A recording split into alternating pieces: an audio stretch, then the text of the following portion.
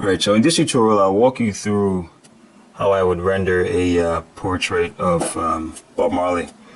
That's my dude. I chose to make it like a three-quarter view because I figured, instead of doing the full frontal, which I will do eventually, maybe not a Bob Marley, but a full frontal portrait, I'll do a three-quarter because the three-quarter view is really one of the best ways to practice, rendering and shading, whether with pencil, pen, and ink, or whatever it is. Because with the frontal view, the forms can be pretty challenging to make pop from the paper, and with profile, you're not really getting as much depth. So the three-quarter view is pretty much the best because it's like you're thinking of it just like imagine a cube. If you're looking at a cube straight on, it looks like that. If you're looking at it from the side, it looks like that.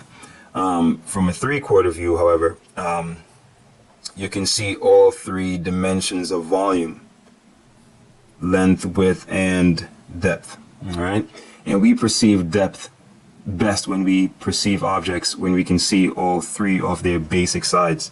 So here you're seeing like the top, the front, and one of the sides. Okay, and this can be, or it can be front, top, whatever, based on your point of view of the thing you're looking at.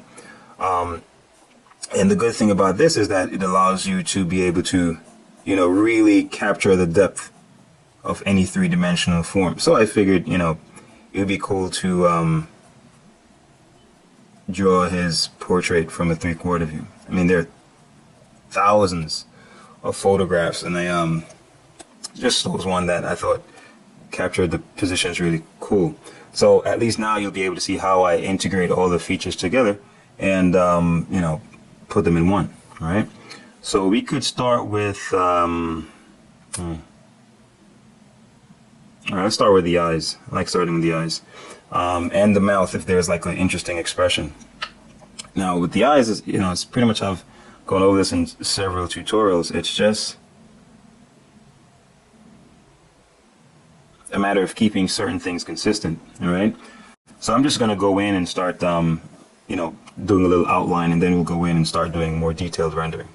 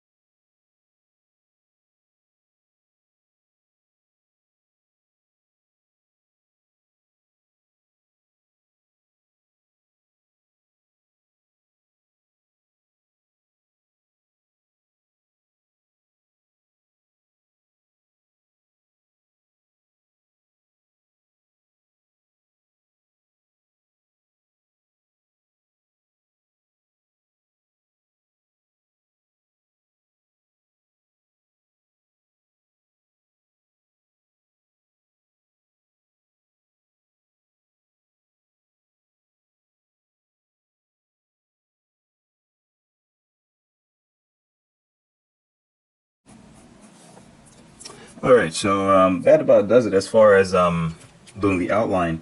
Now it's time to go in and start doing some rendering. I'm gonna start with the eyes. All right. So what I did is pretty much just outline the shadow areas and so on and so forth.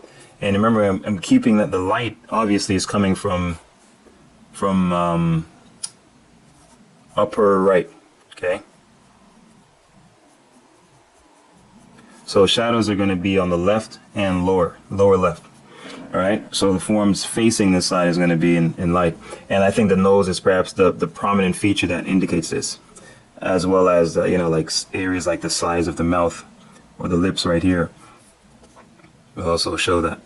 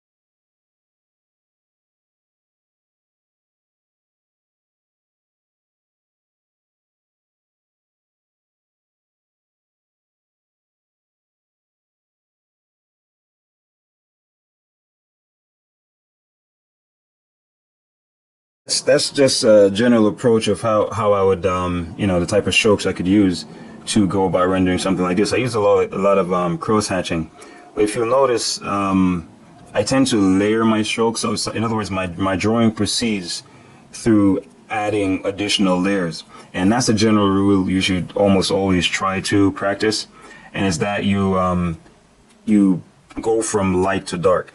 All right, because when you lay down if you lay down dark lines first, then it may not be reversible, all right, or you may not be able to correct things. So at least it's best practice to like go light, and then if needs be, you can darken the value and generally take it even deeper. But start with light lines, and make sure all the forms are consistent. And sometimes you can even curtail things, because even in the actual image that I got this drawing from, the cast shadow on the nose is a lot stronger, but the thing is it casts a little abstract and distracting shape on the face, and the thing is sometimes that can be distracting, or it can take away from the overall image, because it's so bold and so strong that people more than likely will just be looking at that. So sometimes it's good to adjust your image as you see fit, like you just take out things that you think may not work best for the image, and emphasize things that work in the favor of the drawing. All right.